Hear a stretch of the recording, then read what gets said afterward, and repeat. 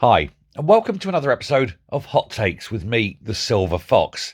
Now, we've known for quite some time that Hamza Yousaf has been giving money away, taxpayers' money, to various worthy causes over the years. It's funny how all these worthy causes tend to be abroad or Islamically based. It's very suspicious, but nobody has ever had the gall to say anything. But it seems as though questions are now being asked. And Hamza Yousaf is now facing a ministerial code break, a claim, because he sent £250,000 to a Hamas-linked aid agency. And it's very, very suspicious that the very following day after they received £250,000 of Scottish taxpayers' money that could have been better spent, that his relatives were freed. Odd, innit? Very, very suspiciously odd. The timing seems very suspect. But he's now under pressure after it's revealed that this extra unbudgeted cash was handed to UNRWA, the United Nations Relief and Works Agency, the very group themselves that were involved in the October the 7th atrocities. And he's handing them money. It's a clear conflict of interest, as Nadia's parents obviously were allowed to leave Gaza the very following day. He's denying, of course, that it's linked, but then he would, wouldn't he? But he's been very, very heavily involved in this. It seems to be a line that's being pushed by the SNP all the time. Gaza, Gaza, Gaza. It seems to be what they're obsessing on, to the detriment of the Scottish people. Scotland's got nothing to do with Gaza other than the First Minister's wife tends to have a lot of family from there. Why are the people of Scotland being asked to contribute so much to a bunch of people that would terrorise and kill so freely? It's a very odd link. He's got no cause to do it other than the fact that it appears to be this bounty that was paid as a hostage release. That's basically it. And it is a conflict of interest, because it's taxpayers' money. He should have paid maybe some money to UNICEF, possibly. He could have got away with it. But just to announce an extra £250,000 to go to the very people who committed this seems odd. The UN themselves were forced to fire people who were involved with that October the 7th atrocity. And he's handing out money to them. It's ridiculous. So, yes, he does need to be absolutely and totally investigated over this. Especially when you think that donations from all the other nations, they've all been stopped. The USA have stopped it. UK stopped it. Canada's stopped it. Australia's stopped it. Most of the European Union countries have stopped it. All over the world, a load of people have just stopped putting the money in because they realise that this organisation is so bad. Who's the only country in the world that's putting money into them? Yep, you've guessed it. Scotland. It's unbelievable.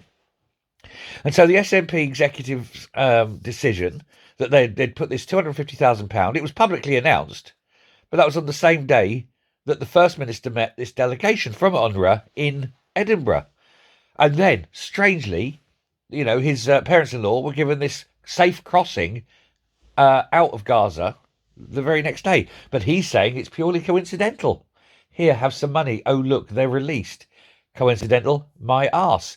He's saying it was no connection at all. In fact, a spokesman said, and I can read what the spokesman said. It said, UNRWA had no role in the situation regarding the First Minister's extended family, and any suggestion of a conflict of interest in this matter would be completely untrue. And that is completely unbelievable. But he's facing these accusations that it was a conflict of interest. It's breached ministerial code, and this states that ministers must ensure no conflict arises, or that could be reasonably perceived to arise between their public duties and their private interests, financial or otherwise. And it's obviously there. It's obviously a breach of the code. He needs to be investigated. He needs to explain himself. He needs to be punished and made accountable, because it is quite clearly a breach of the code. And Stephen Kerr, the Tory MSP, he sits on the Standards Committee at Holyrood. Standards and Procedures Committee, I think it is called. He said he believes that the First Minister does have, indeed, a case to answer. And a report, indeed, has actually been made to the Met Police's anti-terrorism hotline over it. And a submission is being prepared to be sent to Audit Scotland. So Humza Yousaf could well end up being investigated by the Met under anti-terrorism laws and funding for terrorism. Now, wouldn't that be absolutely delicious? Can you imagine Humza Yousaf having to stand down because he's given money to a prescribed organisation? And I think that we all agree that that's more or less exactly what has happened. He has some serious explaining to do, starting with why he overrode officials to take money away from the vital UNICEF water programme and assign it to UNRWA.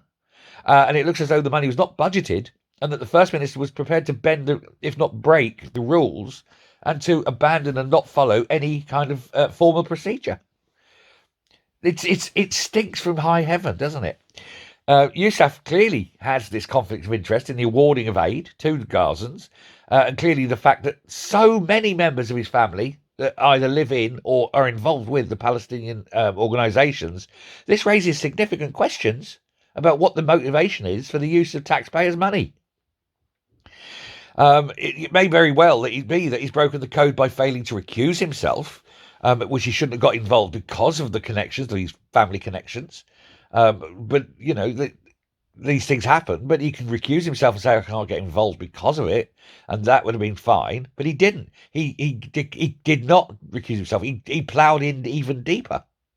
And if he can't give a satisfactory answer to the committee about I don't know what you say, the decision making, his decisions, you know, how did he arrive at them? Why did he feel it was correct to do this? Then, you know, they must set up they must set up an investigation, full investigation. Now, this is not instead of, but alongside the police investigation. In total, I mean, this isn't the only one. In total, they've given nearly £1 million to UNRWA since the October the 7th massacre. You know, and it just stinks. He is undoubtedly funding these people. And why? Why would he do it other than to get family members out? Why would he give money to this organisation other than to do that? It's absolutely beyond a joke now.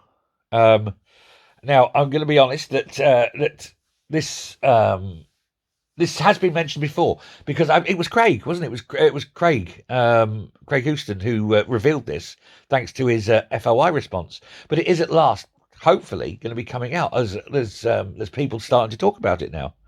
So perhaps it is something that's a thing. And is it the only donation? Have there others? Have other funds been robbed in order to keep making these donations to this organisation? It's big questions. He needs to answer it, and he needs to answer it openly, fairly, and in front of a damn judge. Take him to court, sue him for it, because I honestly believe that he has breached not only the ministerial code but the law. I believe he's breached the law. But that's my belief is obviously nothing. But I do hope that something happens to it. It is brought out, and that he's made accountable, shall we say. Anyway, God, this has gone on longer than I meant. But anyway, thank you very much for listening. Speak soon. Bye.